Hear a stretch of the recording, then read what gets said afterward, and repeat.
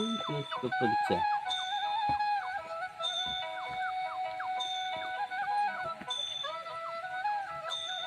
আমি আজি উপস্থিত আছিলোঁ গোৱালপাৰা জিলাৰ সূৰ্য পাহাৰৰ বিভিন্ন স্তূপ থকা এলেকাসমূহত।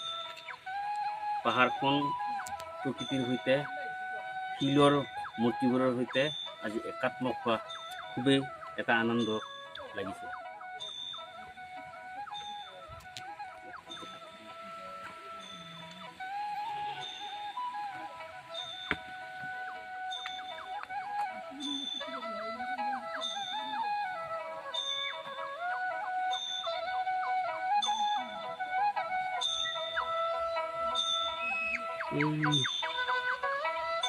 প্ৰায়বোৰ শিলতে শিৱলিংগ সংকিত আছে। প্ৰায়বোৰ শিলতে ইয়াৰ ওপৰত বৌদ্ধ স্তূপ এটা আছে।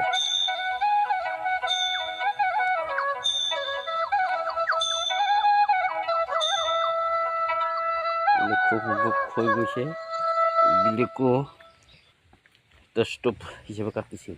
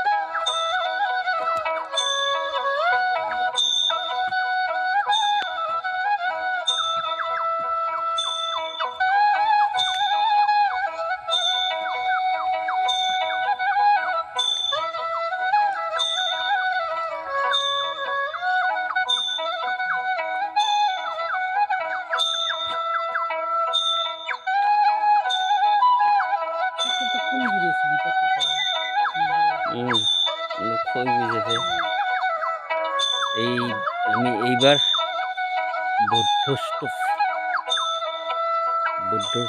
তিনিটা আমি এইফালে দেখিবলৈ পাম।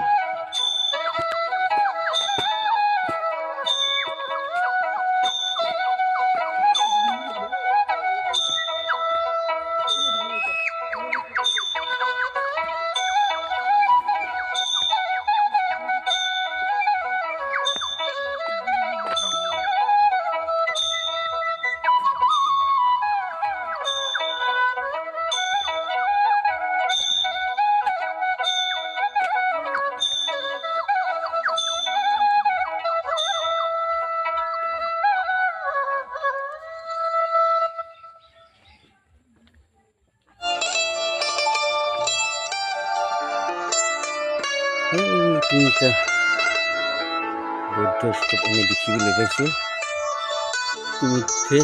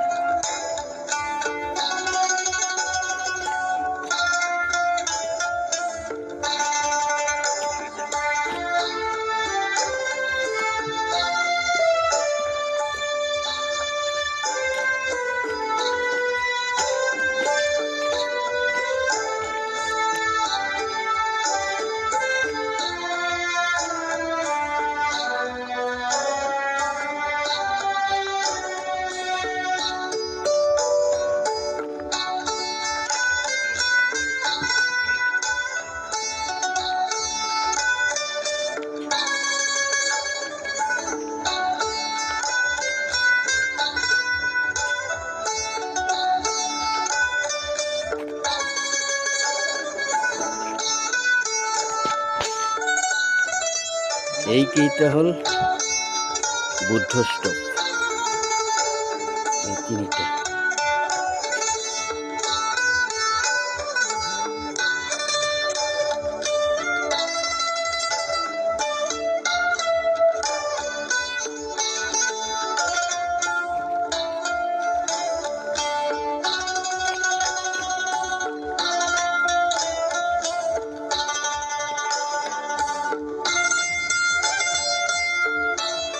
এই স্তূপসমূহ ইতিমধ্যে ভগ্নাংশ হৈ গৈছে। এইবোৰো আছে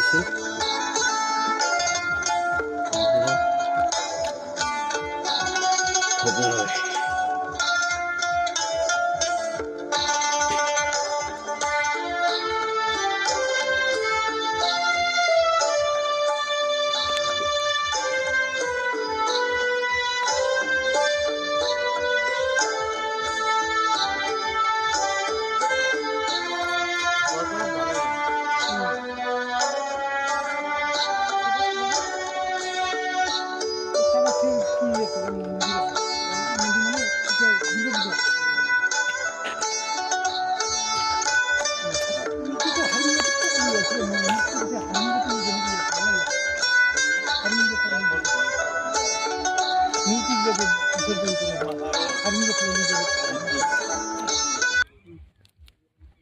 নৱম দশম শতিকাত এই স্তূপসমূহ বনোৱা বুলি যদিও অনুমান কৰা হৈছে, ইয়াত কিন্তু খ্ৰীষ্টীয় যুগৰ কিছু ভগ্নাংশ ইয়াত দেখা পোৱা বুলি পুৰাতত্ত্ব বিভাগত উল্লেখ আছে।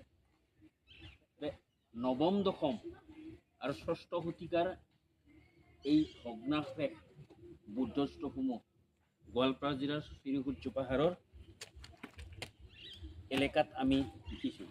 ইয়াক উত্তৰ পূব ভাৰতৰ ইলোৰা বুলি কোৱা হয়। বিভিন্ন এনেধৰণৰ পাহাৰখনত স্তূপসমূহ এতিয়াৰ যুগতে বৈজ্ঞানিক পদ্ধতি আৱিষ্কাৰ নোহোৱাৰ সময়তে এই স্তূপসমূহ মানুহে তৈয়াৰ কৰিছিল।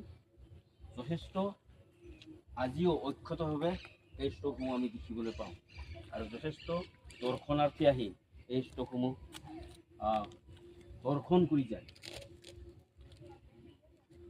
এইকেইটা বৌদ্ধ স্তূপ বুলি আমি সাধাৰণতে জানো।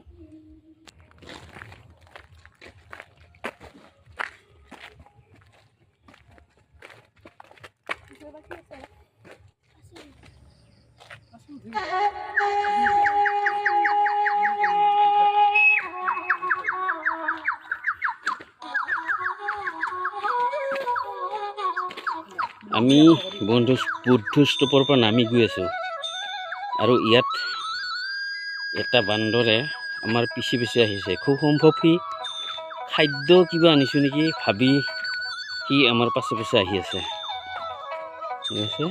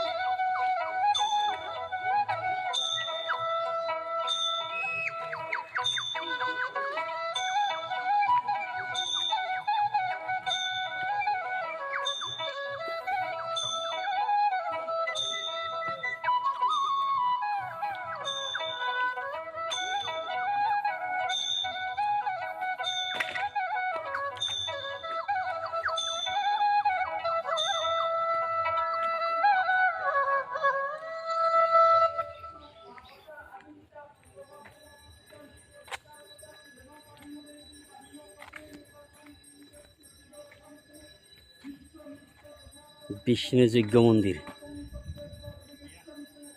যা দিয়া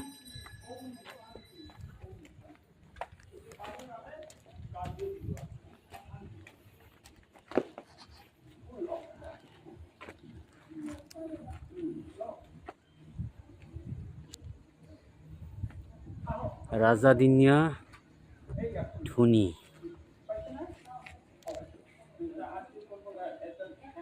ৰজাই ধূনা দিয়া ঠাই